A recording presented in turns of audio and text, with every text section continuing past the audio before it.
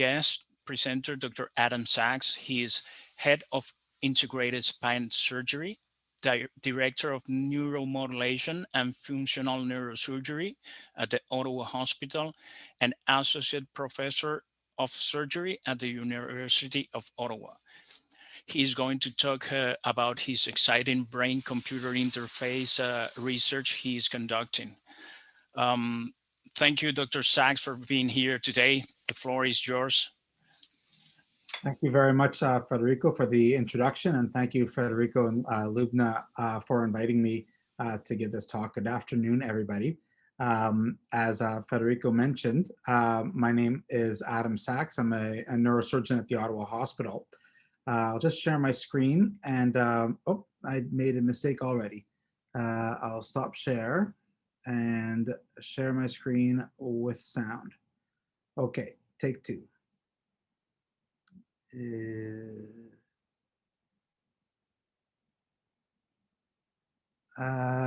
Is this sharing right now? Yes, we are looking at your Zoom, and there you go. There's the presentation, yes. All right. I function clinically as a neurosurgeon, and I also run a research lab, and my lab studies brain-computer interfaces in humans, and I also have a collaboration with a non-human primate lab, with the monkey lab, investigating different areas of the brain using brain-computer interface like probes. And we have some experience, and I'll show some data from some of these experiments that have given rise to the concept of the clinical trial that we're about to run. So my talk, I'll give some background on brain-computer interface trials, and also the rationale for the trial that we are currently recruiting for. And I'll talk a little bit about that trial as well. So brain-computer interface trial, brain-computer interfaces can be used for various applications. One application is to attempt to replace a certain type of function, like communication or control. But they've also been developed to an attempt for neurorehabilitation after, for example, stroke, as well as other applications, for example, enhancing function of a device in an able-bodied person, supplementing function or improving type of function beyond normal capabilities. So the application for my clinical trial that we're currently recruiting for is to replace function, so that it's restricted to that realm. Now, there are a number of different types of signals that one can acquire from the brain.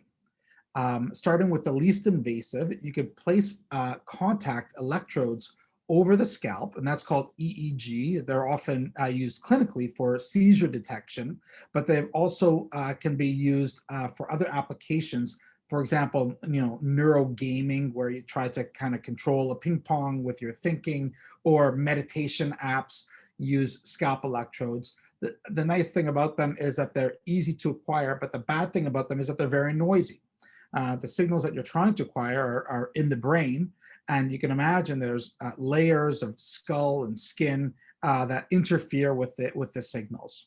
So this is what the EEG signal looks like.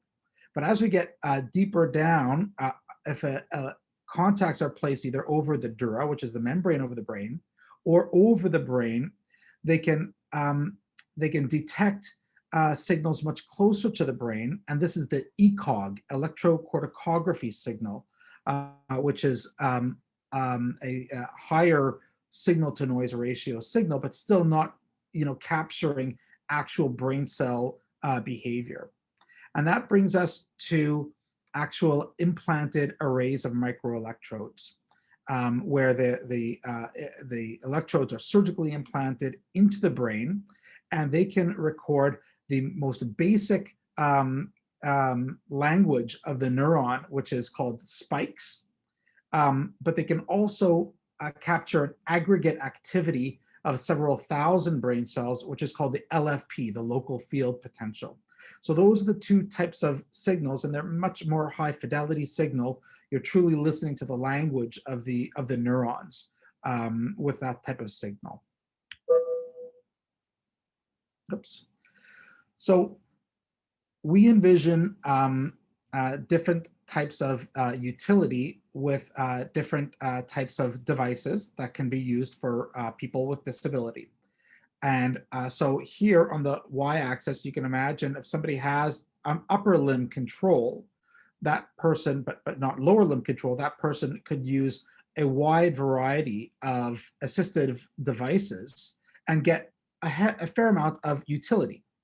But as the amount of ability of a person living with a disability decreases to the point that they're totally locked in, and locked in syndrome is a syndrome where there's an injury to the brainstem, like a stroke.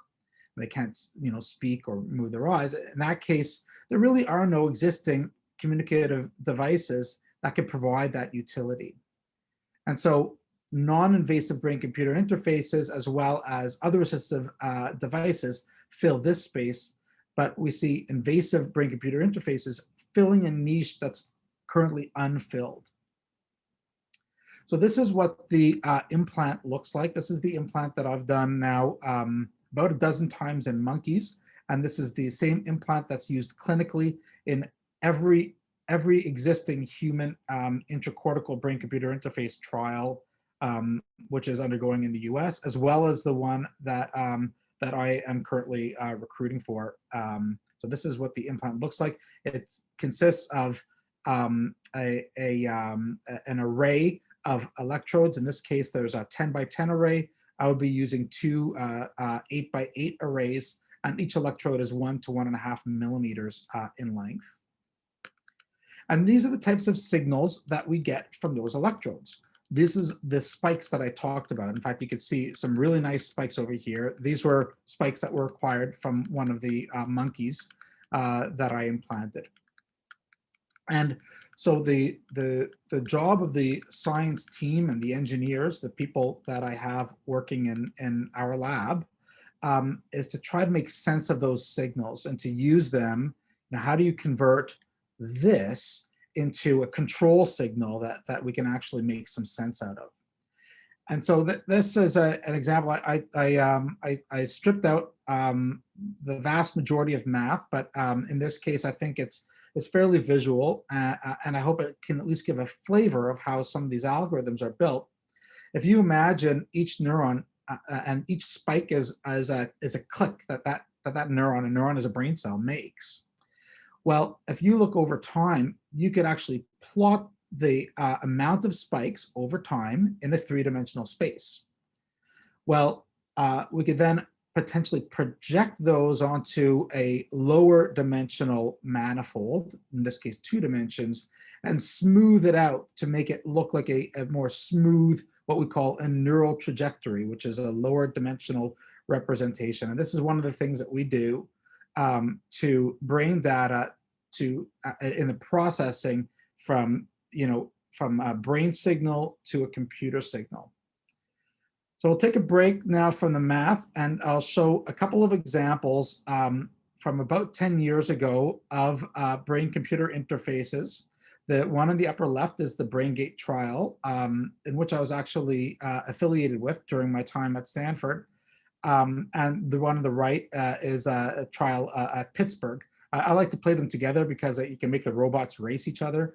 But these are both participants that are tetraplegic. I believe the one in the upper left has ALS, and neither have use of their arms.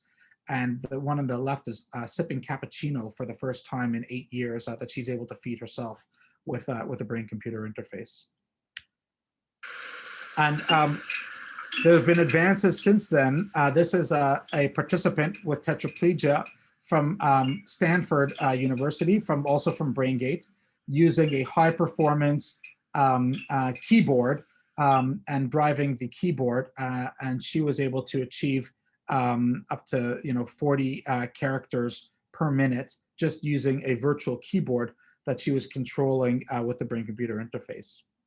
And more recently, the same group, see if I can make this video work, published in Nature a new experiment using deep learning artificial intelligence algorithms, where they had the participant imagining handwriting. So not typing, but imagining handwriting.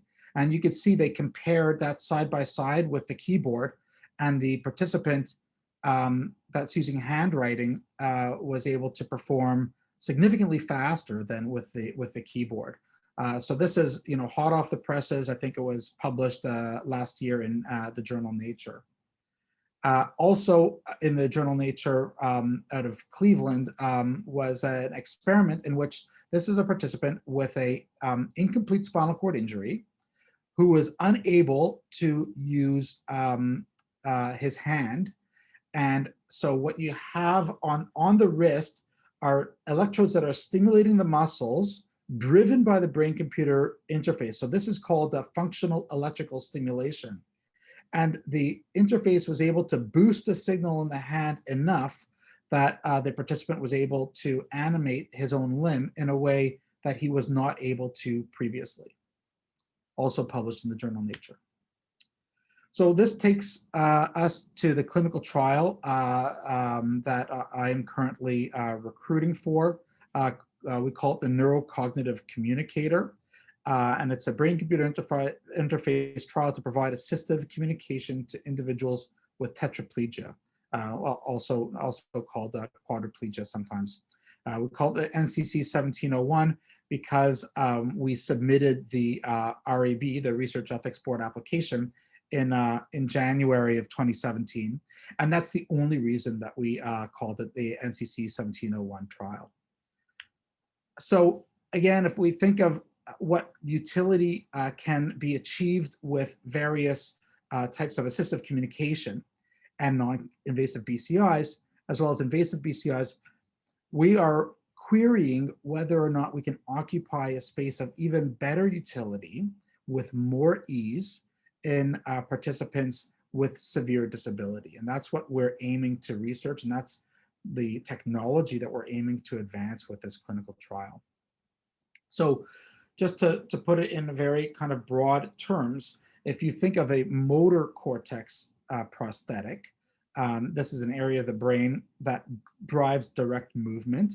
And one of the ideas in a brain-computer interface is that a person with a disability may still have the functioning brain, but the signals going to the muscles are disturbed. In the case of spinal cord injury, because of the spinal cord injury, which acts as a conduit for the signals.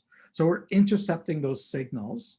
And on the left, you can see a motor cortex prosthetic would decode the exact kinematics of the robotic arm. But we also saw that the robotic arms moved slowly. Why? Because we're subsampling a very small number of brain cells and trying to fill in the blanks with algorithms that smooth it over. So what we're envisioning with a cognitive neuroprosthetic is to implant an area of the brain that's involved in cognition. And rather than saying, move 1 centimeter in front, 1 centimeter in front, 1 centimeter down, say, grab a bottle of water and allow either the robotic arm to offload the rest of the task, or a combination of a robotic arm and a motor cortex prosthetic. And in fact, in the NCC trial, we will be implanting 2 brain areas. One is the prefrontal cortex, which is a cognitive area, and the second one is the motor cortex, which is a kinematic area. Federico, was that your hand up? Yes, but no, I was just covering myself from the sun. Okay, all right, I apologize. No worries.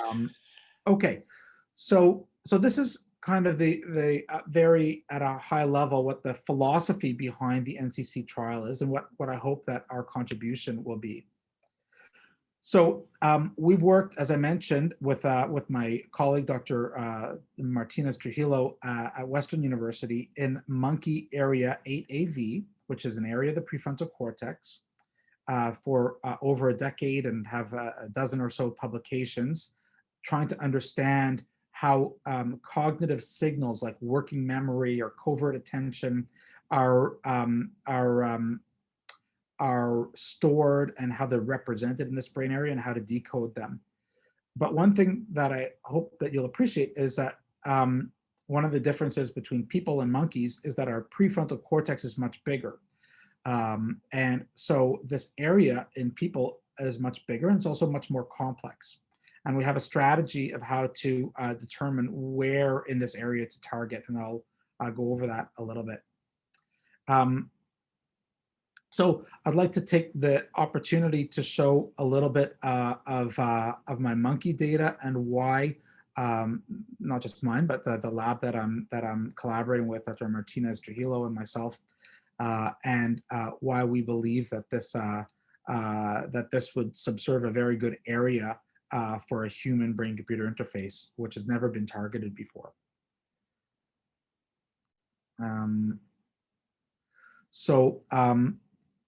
The first task that that I'll show, I'll try to move that over. The first task that we have the array is implanted in this area of the brain, area AA, in the monkey, in 2 different monkeys. And the task is a very simple task. We chose a saccade, which is an eye movement task, where the monkey would make an eye movement to one of 8 different targets.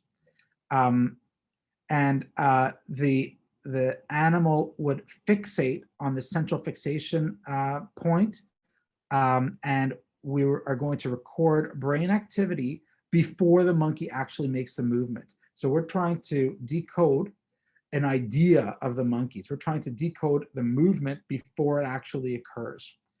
And so we're tracking the eye movements. This is the eye movement in one direction, and we're also recording from the brain. So I showed this slide before, but just to show that the focus of the next paper was looking at the spikes. So the thing about an array of microelectrodes is that initially we'll get both spikes and local field potentials, but it may be that over time, like over a year or more, you start to lose spikes, but you do get local field potential. So the local field potential is more durable signal, but the spikes we think are a better signal. So we first looked at the spikes, and we looked at different machine learning algorithms that are on the y-axis, different areas of the brain within this array. And what we found was some of the algorithms allowed us to determine where the monkey would look, what direction, with over 90% prediction performance. So this is a really kind of good performance, and we published these results in Journal of Neurophysiology. Chad Boulay was a postdoctoral fellow working in my lab at the time, who was first author on this publication. And then more recently, we looked at the local field potentials, and this is considered to be a somewhat dirtier signal. And so we used a number of different mathematical techniques, which I won't go into. And we first looked at, okay, what happens if you just look at one electrode? How good can you predict the direction? And the answer is pretty badly, 20% or so. But as we added more and more electrodes, we're able to get pretty high performance. So this is up to 7 electrodes. We're able to get very high performance. And in fact, when we looked at the best algorithms that we developed, we were able to get up to 90 or more % performance, which is comparable to what we're getting with spikes. And yet the local field potential will be a signal that persists for a long time. And so what we've shown is that we have a durable signal in the prefrontal cortex that we can use to predict a movement before that movement happens, while the movement is in a movement planning stage. And Renee Johnson is a PhD student in my lab who was the first author on this paper. It was accepted to the International Journal of Neural Systems, and we got that acceptance today. So we're very excited to get this paper published. Thank you. There were 8 reviewers, which is the most reviewers that I've ever had for a publication. But at any rate, so this is coming soon to that journal. We then looked at a more complicated experiment from a cognitive perspective, because we want to know, can these neurons learn new tasks? One of the things we want to get to is away from the idea of the brain-computer interface is very task specific. We want an area that can learn different tasks. And so we wanted to look at a learning task. So in this task, the monkey has one of two targets and one of three colors that are presented.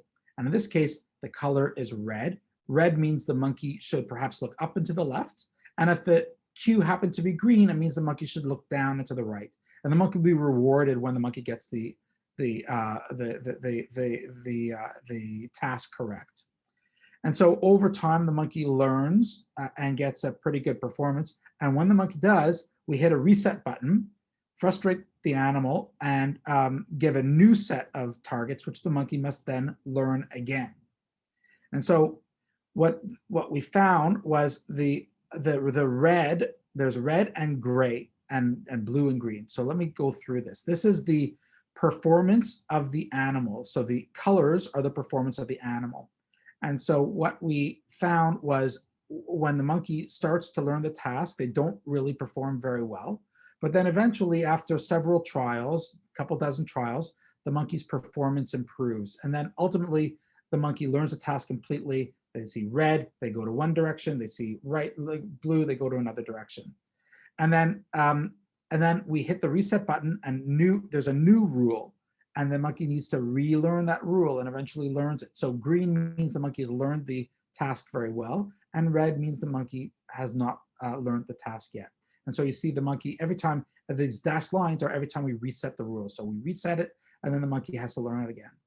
And so we recorded from all the neurons while the monkey's doing this, and we used various machine learning algorithms, including deep learning algorithms, as well as more basic algorithms, and found that the neural networks actually learned the task in a way that that's what the gray ones are. The gray ones are the neural network from the recordings. So the neural network learns the task at the same rate as the monkey learns the task. So what is the interpretation of this? The interpretation is that that this area of the brain can learn arbitrary associations of a cue and a task, and can remap new cues. And so we're hopeful that in people, we can have one area of the brain that they could perhaps control a cursor with one day, and another day they might be able to control a robotic arm, and another day they might be able to control their wheelchair, and another day they might be able to do something totally different, so that we have an adaptable area of the brain that we believe would be a good target. And this work is being done by a PhD student in my lab, Ali Reza Razudalab, who is just like Renee Johnson, has a background in electrical engineering. So the neurocognitive control trial is a clinical trial for which we are currently recruiting, evaluating the safety of the neurocognitive communicator, which is the implant. Participants will undergo surgical implantation of arrays of microelectrodes, the same array which I showed you, which we call the Utah array, in the prefrontal cortex as well as the motor cortex. Each participant, and I'll go over some of the more details of the trial, but each participant essentially, after the implant is done and the recovery from surgery, would have 3 to 4 2-hour sessions per week, which would either be done at the participant's home or in our lab, in which participants will perform tasks with virtual reality. We have a number of tasks in virtual reality, augmented reality, where we may have a camera and a virtual reality and a combination of virtual reality and actual real world, virtual keyboards and robotic arms. So we'll have a variety of tasks in which we're combining cognitive signals and motor signals.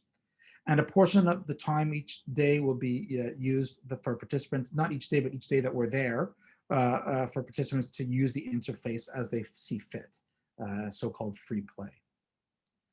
So I'll just go over a little bit of some of the background that goes into starting a clinical trial such as this. So we're funding the equipment with a Canadian Foundation for Innovation grant that was awarded in 2015, and we received the funding in 2017 and the equipment at that time, as well as funding from the Departments of Surgery and Division of Neurosurgery, the OHRI, and the University of Ottawa Brain and Mind Research Institute. We then later wrote the research ethics protocol and retained support in surgery, nursing, imaging, neuropsychology, recruited lab personnel with appropriate expertise. I currently have just accepted another PhD student, but I currently have 5 graduate students, a postdoctoral fellow, as well as a couple of a research administrator operating the lab. And so it took time to develop this expertise within our lab. And then we submitted the REB. I presented to the Research Ethics Board because it's such an unusual type of trial. And we received conditional approval conditioned on Health Canada approving. We then submitted to Health Canada and received the Health Canada approval in 2018. And so now we're in the recruitment phase in which we're looking for, and our plan would be to recruit the first participant either with cervical spinal cord injury or ALS. And I'll go over a little bit over the some of the criteria in a bit. Our goal is to recruit one and then perhaps a second one 6 months to 1 year later, and every 6 months thereafter. So relatively small number of participants compared to a drug trial, but this is a very early type of research in which we work intimately with the participants.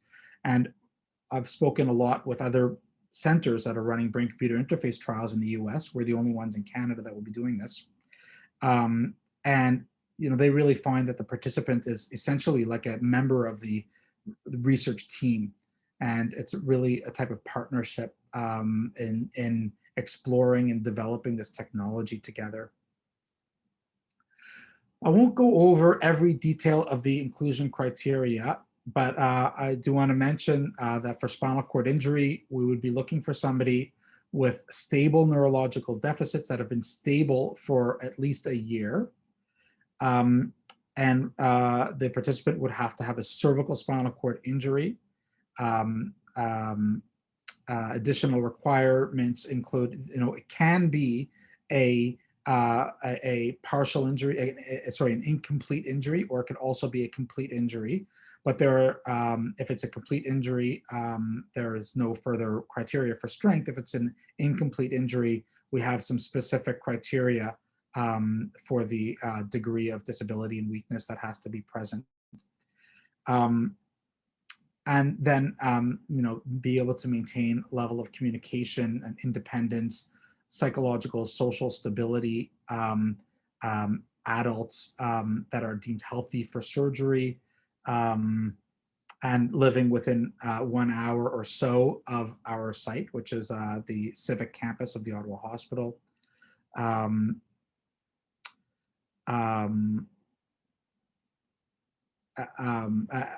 a number of our tools, because they're cognitive tools, are only available in English.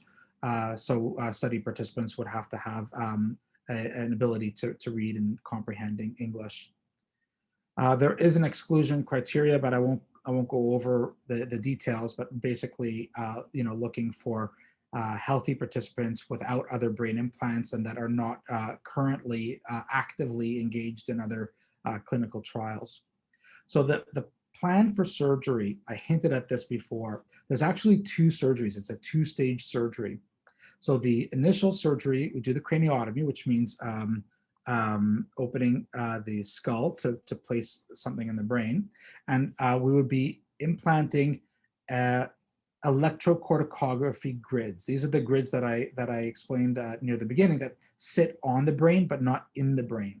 Now, why are we doing this? We're doing it, and then we close everything up and test that the participant would do some of these cognitive tests, and we'd be looking at the grid and try to determine the best location. And the reason we have to do this is because the array is a 4 by 4 millimeter array, and the area of the brain of interest is a relatively large area. So we need to refine that area a little bit. And so the first surgery is to just map out the area a little bit better, to refine it better. And then we go back 3 to 5 days later and implant the actual arrays in the brain and place a connector and close the craniotomy. So the setup would look something like this. We have an array in the motor cortex and another array in the prefrontal cortex. And those signals go to a digital hub, where the digital hub then goes to a neural signal processor and a computer in which our decoding algorithms are utilized and displaced on either a display or a virtual reality headset or a robotic arm.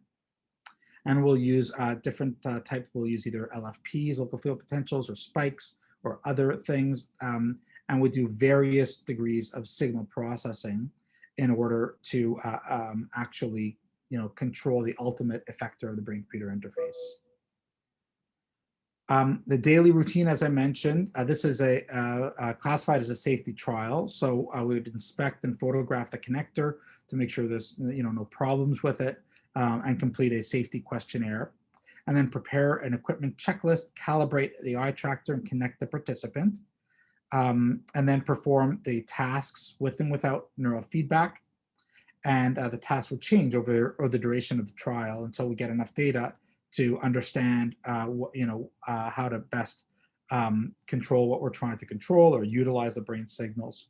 And then in each experimental session, there would also be an opportunity for free time if we have the interface working well. So this is the same schematic, but actually showing pictures of the equipment from our lab. So we currently have the digital hub, we have all of this equipment, and these are the areas of the brain that we would be targeting. And we have a pupil tracking virtual reality goggles so that we can do various tasks in virtual reality, and also control for eye movements. We also have a robotic arm that we will be doing some tests with later on.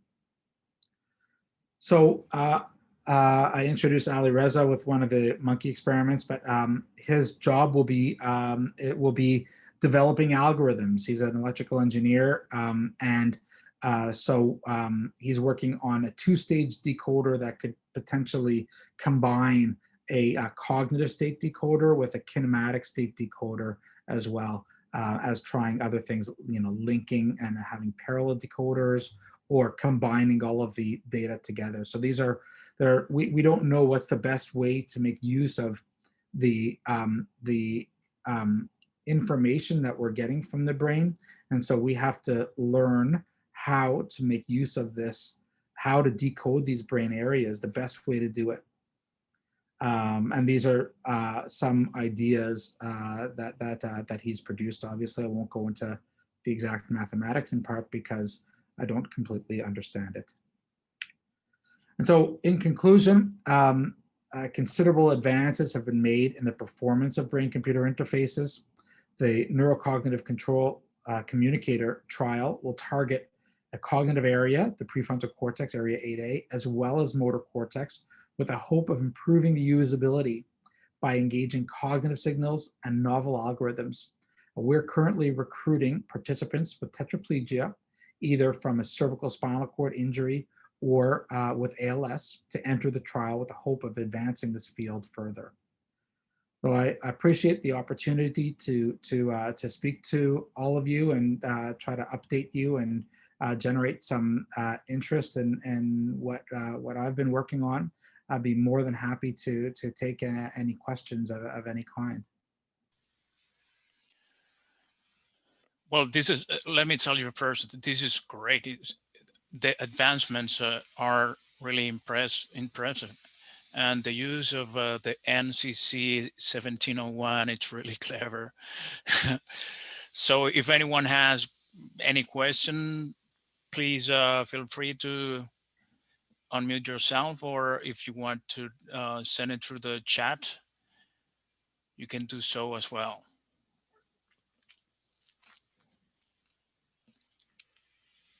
Well, I have a question. Oh, Bridget, where'd you Yes. go? Okay, go Yep. ahead. Um, does the trial consider bringing anybody to Ottawa, Um, or do you have to live there? you have to live close to Ottawa because of the requirements of 3 to 4 sessions per week. We deemed that might be burdensome for our group. You know, there are two different options. We could have our group go there or have the participant come here. And so I suppose if the participant were able to come here, it still might be quite a challenge for more than 1 hour both ways, but that could be potentially negotiable. I did have a potential participant that lived, you know, more than 5 hours away contact me. That of course would not be feasible. But when I was at Stanford, and there was the Braingate Trial, one of the sites at Stanford, there was actually a participant who wanted to participate so much in this trial that they moved to the Bay Area and made arrangements, and that person did participate in the Braingate Trial. So, how long is the whole gig? I think we said 1 year as the commitment that we're looking for, and you know, if let's, you know, we're hoping to get a commitment from a person to participate for a year. Of course, if somebody has an implant and is participating in the trial and they completely change their mind, we would explant them and bring them out of the clinical trial. So, but we're hoping for a 1 year commitment, and if participants wish to keep it longer and participate longer, we would also be willing to leave it in longer, and our REB supports that. And in fact, in Braingate, there was one participant that participated for 8 years. She was very committed and enjoyed it. And then after 8 years, she said, okay, I've enjoyed this. It's been very meaningful, but I'd like to stop. And they held a party for her because they'd gotten to know her so well. Okay, I must have misunderstood when the lecture started. I thought it started at 3:30, so I missed. But I've gathered that the purpose here is to figure out if this implant, does it enhance movement? Is that what we're trying to figure out? No, right now, so nobody knows where this field is going in the distant future, you know, 10 to 20 years. And it may be that it's used, you know, ultimately to bypass the spinal cord injury and reanimate the limbs. But that's not the goal of this clinical trial. We have you know, like other clinical trials, we're looking at a new technology, and we're trying to decode areas of the brain to develop functionality that previously didn't exist, and use it in a way that's highly usable for the person. Right. So yeah, you are Replacing function, I would say, yeah. I beg your pardon? I would use the term almost replacing function, or Which doesn't exist. yeah, which currently doesn't exist. So you can imagine if somebody, for example, has tetraplegia from a spinal cord injury. Well, so this is an interesting point, but that person would not be able to use that person's limbs, and we would be able to use a keyboard, for instance, driven by a brain-computer interface. Now, you may ask the question, but Dragon, naturally speaking, works so well. Why would anybody want a brain-computer interface when, you know, why are they looking at a brain-computer interface when Dragon works well? And that's true. Dragon works better. There's other technologies that work better. You know, even EMG off the face could potentially work better. But we don't know where this technology can go. As the probes advance and as our algorithms advance, this type of technology could easily overcome what you could get with existing technologies, especially as the levels of disability increase. Perhaps I'll Okay. stop there. I'm I'm a little confused. Well, I guess I'm disappointed to hear that the study actually doesn't facilitate people coming to Ottawa for the year. It's up to the individual to move to Ottawa. I guess you have plenty of subjects to choose from. It's not that. You know, when we went to the RAB, we went with a specific criteria, and this is kind of what we went for. And we also don't have funding for housing, and Right, you know, for other things like that, that we could utilize at this stage. right, right. So there are a few limitations from that perspective. Okay. Why Ottawa? Just out of curiosity. Well, that's where I work. That's where my lab is. I'm an associate professor at the University of Ottawa and neurosurgeon at the Ottawa Hospital. My lab is in Ottawa. Oh, okay. So that's I'm grateful for your enthusiasm. I'm sorry, you know, for the disappointment. But at this stage, it's a bit of a limiting factor. Yeah, And it must be. aren't, yeah.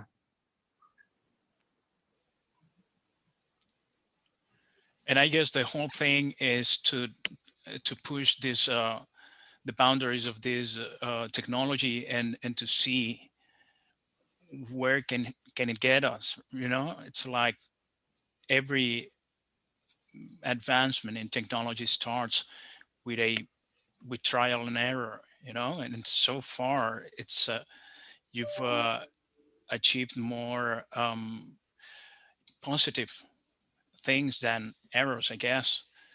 I think this is a very exciting area of research. I've certainly become attracted to it, and it's why I kind of dedicated my research program to it, because it seems to be the area that's on the biggest growth trajectory in terms of what we're able to do, and exploring different areas of the brain, different types of algorithms, and different types of applications. Of course, you know, I think everybody would love it if there were a cure, you know, for a spinal cord injury. Everybody wants this, you know, some kind of stem cells or other types of proteins that you can inject in the spinal cord. This would be a miracle, and we all pray for this. But until that time, we have a new method that's a little bit different, that has a lot of potential and seems to be on a real growth trajectory. So. And as your research goes, it's not just for spinal cord injuries. I mean, people with ALS could benefit from this as well, and it's a total Okay. different condition, right? Yes, that's right. And ultimately, you know, people with brainstem stroke as well, and potentially other neurologic conditions, where brain function is relatively spared, but the ability to the nervous system, the motor component of the nervous system, is not functioning properly. There is Correct. a question in the chat box from Liz. Where would you apply for this trial? Dr. Sachs, do you want to share an email address I can put in the chat window, and you can answer the question, please? Sure. You know, I have a research associate, and I made the error of not including his email. But so yeah, Liz, do you know perhaps I could put it Federico's? in the chat. Why don't I put, I could put my email as well as my research associate's email in the chat, and I will do that very shortly. I just have to pull up my email, and I'll copy. So my research associate is Rob Duell is his name, and I will have his email very shortly in the chat. How many candidates are you looking for? So we will initially be implanting one participant, and then roughly every 6 to 12 months, another participant thereafter. So hopefully within 6 months, a second participant. For how long? Relatively small numbers to get a lot of information and technical advancement. So there might be 3 participants, or Well, this will be an ongoing trial, but I think we're set for 5 years, so up to 10 participants.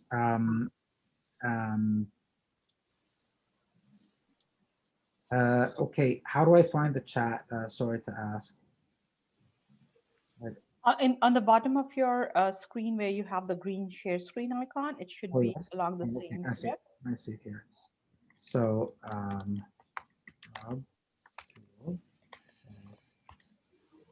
While Dr. Sachs sends the email through the chat to us, I would like to remind you that next April 14th, we have a presentation about maintaining a positive relationship with service provider with Christy Hamilton. She's great, and her insight from the area, it's just outstanding. Please don't miss it. Wednesday, April 14 from 3:30 to 4:30. And there's a bunch other events at the website, so please keep checking. Every week there's something cool going on. Yeah. Dr. Sachs, I may have a question that is not very intelligent. Please pardon me. I think we want to know, are we moving towards a direction whereby chips, we can implant things that can read our thoughts? right. Is this particular No, that's a great question. That's a great question. So, we use terms like, decoding, thinking, or in Braingate, they say turning thought into action. And it's true that, but it's not reading thoughts. And that I don't think is ever going to happen. I think I don't think that neuroscience is ever going to achieve the point where you can, read somebody's thoughts, other than perhaps very simple things. If I say, well, think about green, think about red, and I test this several times, then yes, I could probably decode green versus red. But there's no way that we would ever have the ability, to like have a telepathic almost reading of somebody's stream of consciousness. That's good to know. Yeah, there's, I used to show a science fiction clip at the beginning of a talk like this with various things from, Star Trek to Terminator to The Matrix to Avatar, all these different examples of brain-computer interfaces. I took it out because it's too sensationalist and perhaps a little bit too dystopian. But this is a technology aimed to help people. It's in its infancy, and I do not see it in any way advancing into something else. Elon Musk talks about, he's extremely speculative, and I must say I'm not in agreement. Who am I to question him? But I'm not in agreement with his vision of where brain-computer interface is going. He's not known to be a sensationalist anyway, right? Right. I think I learned quite a bit. So if there are those in attendance who probably may have missed the email addresses, get in touch with Federico. Federico would have this, would know how to get in touch with Dr. Sachs if need be. And I'm so interested. I want you to come back and present as the study progresses and things that you I'd be uncover. more than happy to. Thank you very much, Lubna. Yeah. Any Can more I ask, questions? Are Yes. you working with Dr. Katrina Dezou? Pardon me?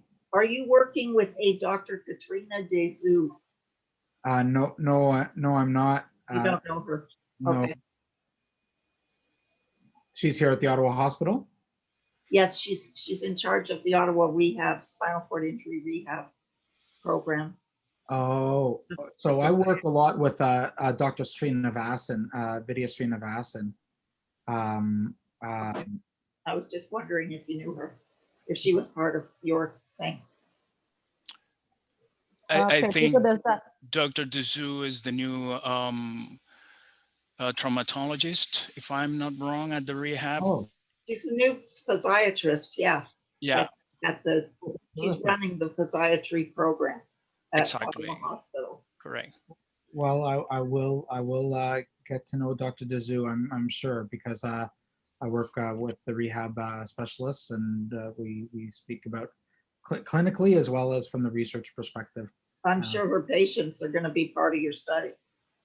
Yes, I will actually contact her and ask if she has any patients that she believes might be appropriate participants. So thank you for. She's superb. Oh, wonderful. Thank you. She's superb. Dr. Dazou, Katrina Dazou. Katrina Dazou. It's DESEZEU. Okay, thank you. Thank you, Bridget, for that. It was really, she's really nice. Well, if there's not more questions in the audience, well, I before adjourning the event or the presentation, I want to say hello to Gavin from Bergeron Clifford. I didn't know you were coming. He's here. Thank you very much. And Canon, thank you for joining us today.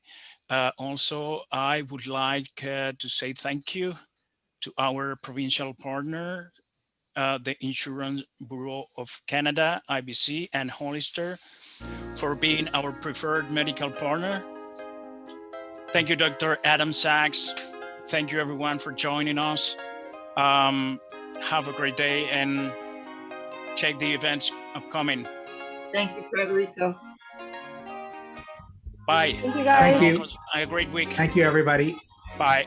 Thanks, Federico. Thank and you, Dr. Matt. Thank you, Sachs. everyone. Thank you. Bye-bye. Bye. Bye.